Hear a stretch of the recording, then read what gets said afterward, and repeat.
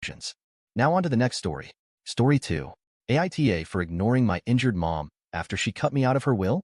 I, 50F, am the eldest of divorced parents.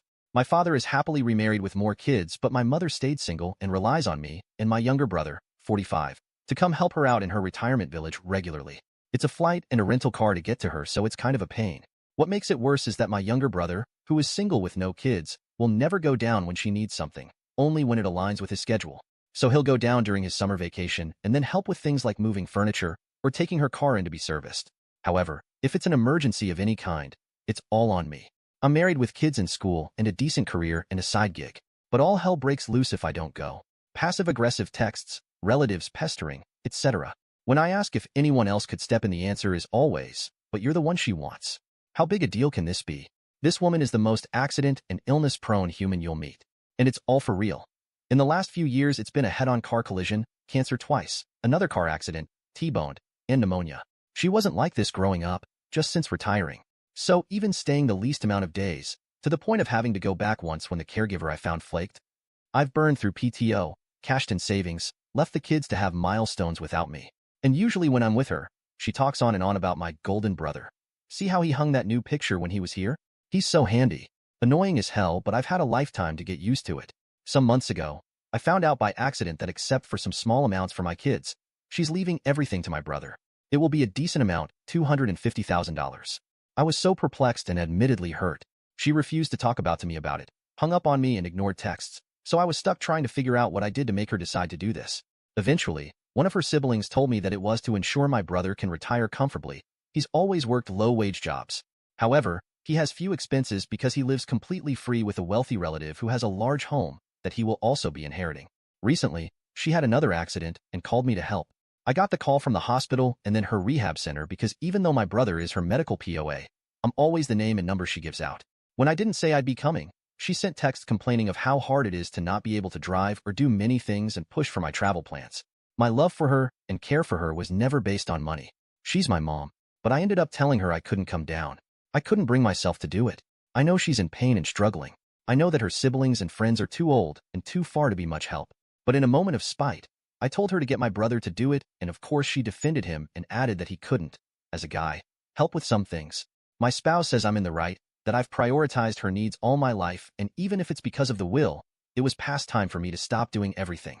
But others, especially family, can't understand why I haven't gone down yet, and I end up feeling so disappointed in myself. Mom sends me, woe is me texts about how she will manage without me even though everything's a struggle. The injuries are legitimately difficult. Now she's sending texts about how she understands I'm too busy, and she'll call the youngest of her siblings, 67F, if she has to. Now on to the next story. Story 3. AITA for slapping a woman that was protecting my baby. I, 31M, Tim, and my wife 29F, Ashley, welcome our healthy baby boy, Ned, into the world 6 months ago. Her brother, Mike, is a 24M with special needs. He has had many medical issues since birth and is different than most people. However, he is the kindest and most fun person to be around, especially when he is talking about sports. When Ned was born, Mike was very hesitant in holding him, but was very curious about him. This last month, Mike actually wanted to hold Ned. My wife and I were thrilled.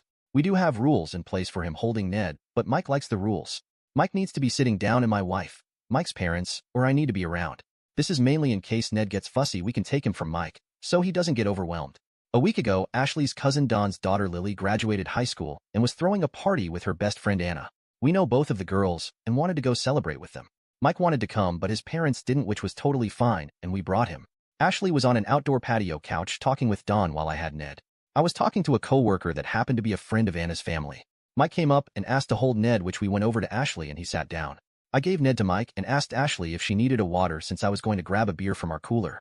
I went to get the drink and was talking with my coworker when a woman, Karen, started screeching saying, "He shouldn't be touching that baby." We live in a place heavily influenced by certain religions, and she was saying how someone like Mike shouldn't be holding babies. She was screaming that Mike would drop Ned and hurt him, and how is everyone just ignoring it? Ashley asked the woman to stop yelling and stood up standing in the view of the Karen for Mike. She was telling Mike he was fun, but the woman kept screaming that he was going to hurt Ned.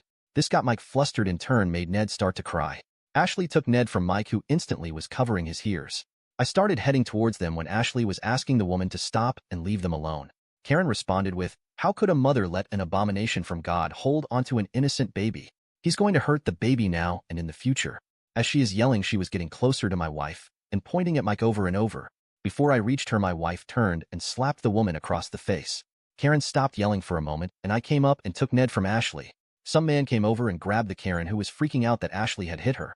Ashley told Karen if she keeps yelling that she would give her a black eye to go with the handprint on her face. Dawn was able to help get the Karen away from us.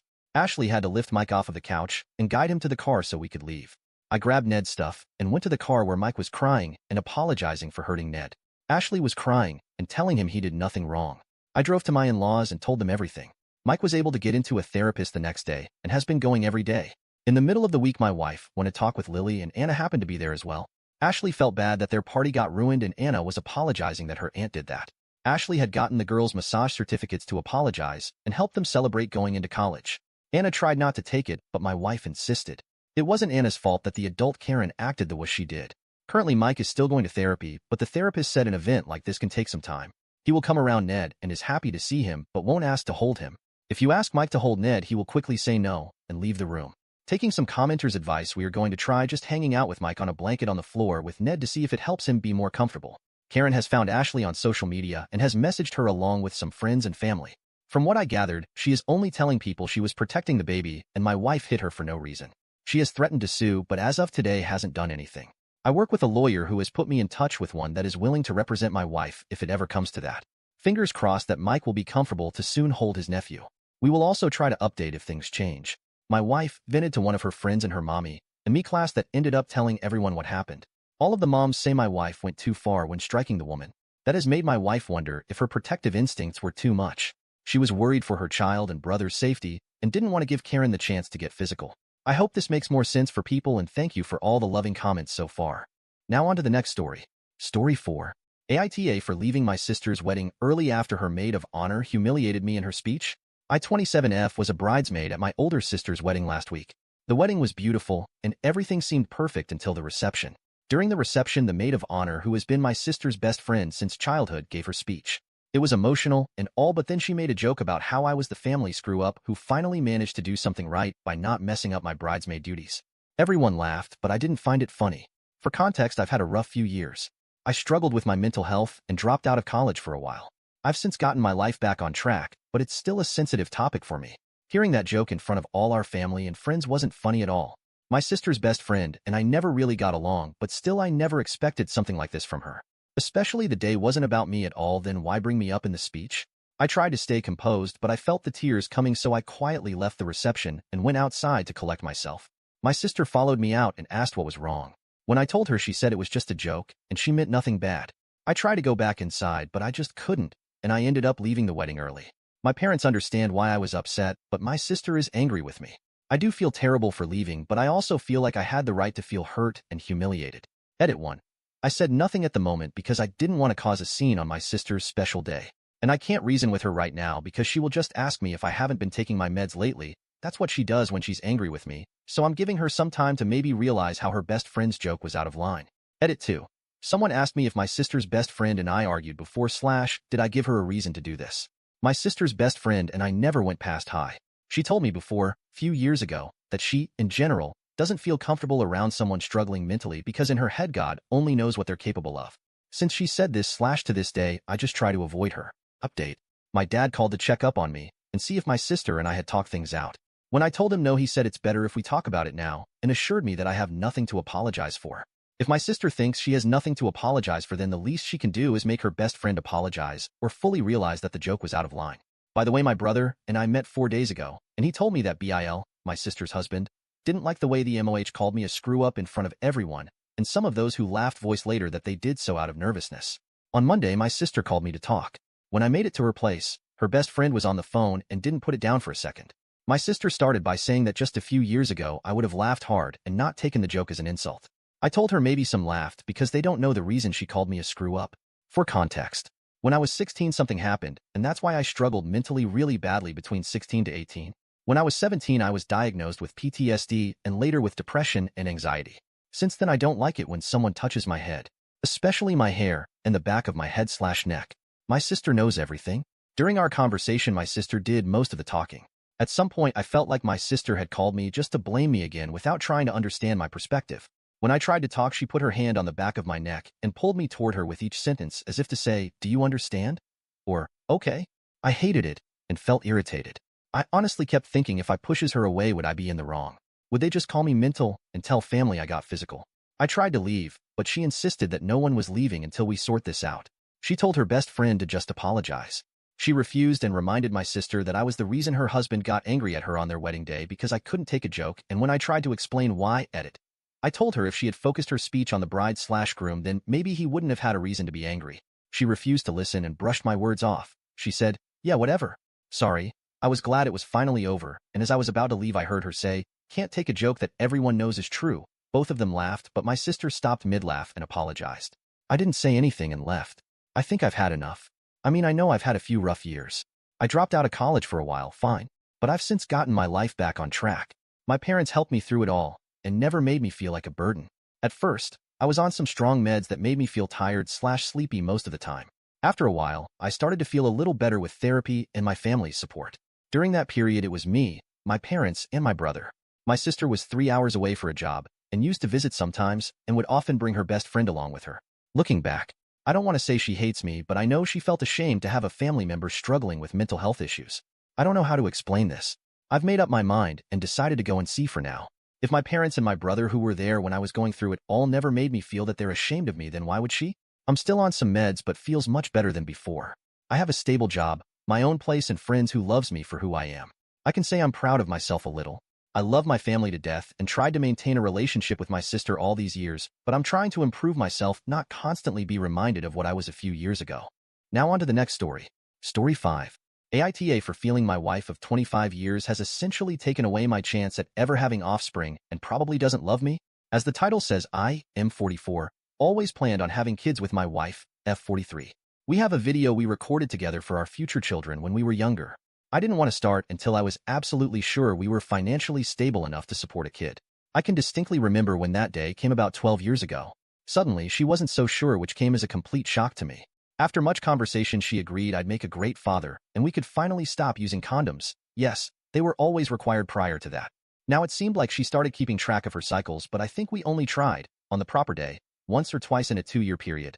I feel like the keeping track she did was to make sure we didn't do it on those certain days. So here's where stuff gets really messed up. Spurred on by our dog's coming demise, I started researching why we never ended up having kids and came across some texts during that same time period where she had a 2 to 3 year affair. It was the guy that actually broke it off with her in the end because he knew she was married and didn't want to be a homewrecker. This made her intensely angry at me for 2 years. I had no idea why she was so mad. Honestly, now I wish she would have left me for him, so I could at least have a chance at finding a woman that truly loves me enough to have our baby. Did I mention that she cut me off of all sex since the affair, while still being intimate with him for over another 6 months? And it'll be 10 years this August since we made love. She claimed it was due to pain, but never went to doctors about it. Not even a handy on my birthday, no matter how many times I asked. Only recently, after all this, did we finally figure out what may be the worst part of this. She has bad CPTSD from childhood, which was erroneously attributed to agoraphobia and social anxiety for over a decade. So I have 2 choices. 1. Stick with the women I've loved for over 25 years and help her recover from the CPTSD. 2. Find a woman who loves me, and I love her, enough to have kids in very short order. Edit. Well, I had no idea this post would get so many replies. Thank you, kind Redditors, for reinforcing what I figured you'd all say. Sigh. I'll read all the messages and reply when I'm back home in a couple of hours. Edit 2. So I'm seeing lots of questions about why I didn't do more during the last 10 years. I've answered some of that in the comments, see below, but I think it's important I point out that I was trying to fill that hole in my heart for kids with pets. We lost our 12-year-old cat summer before last, and our 8-year-old shepherd needed surgery pregnant with our second baby. We live in a major city, and his mother lives in a suburb 45 minutes north of us. Her doctor works out of a hospital located downtown in our city, and my MIL will often stay over at our place after her appointments instead of driving back to her home, as her appointments usually end right around when rush hour begins. Yesterday was one of these days. She went to have some labs drawn at the hospital, and then came over to our home when I was just about done cooking dinner. My husband was at the gym. I had a long day yesterday. I felt absolutely exhausted from pregnancy and chasing my toddler around all day. We were running low on groceries with not a lot of dinner options, so I was planning to make a really easy dinner of spaghetti with frozen meatballs. But when I went in the kitchen to start cooking, I realized that we were actually out of the meatballs I thought we still had. It was too late to go to the store to get something else to make. My kid was already acting hungry, and I was starving and exhausted. So I just thought, well, I guess we don't need to have protein with every single meal and made the pasta without meatballs. When Maya Mael saw me putting my son in his seat and serving him his food, she said, "Just pasta?" And I said, "Oh yeah, I totally forgot I used up all our frozen meatballs until I was already cooking, so it's a meatless dinner night." And she said that she wished I would have texted her, and she would have grabbed me meatballs from the store on her way so that her grandson and her grandbaby-to-be could have a real dinner. This really irked me as his meal was a real dinner, and it's not like I don't serve him protein. He had protein with breakfast and lunch yesterday. I also don't like how she referred to her grandbaby-to-be getting a real meal as I'm pregnant, and so it's obviously me who has to eat in order to nourish the baby. It's me that's not getting a real meal, according to her logic. It made me feel like she sees me as some kind of vessel and really made me mad.